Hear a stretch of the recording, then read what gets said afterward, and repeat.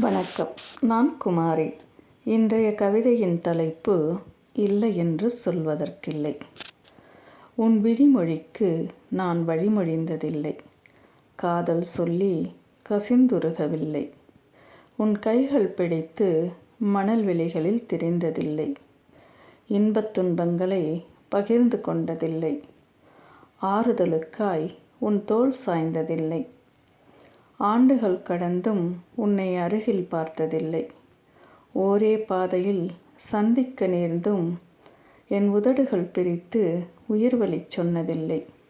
இத்தனை இல்லைகளுக்கு நடுவிலும் நீ எனக்குள் இல்லை என்று சொல்வதற்கில்லை.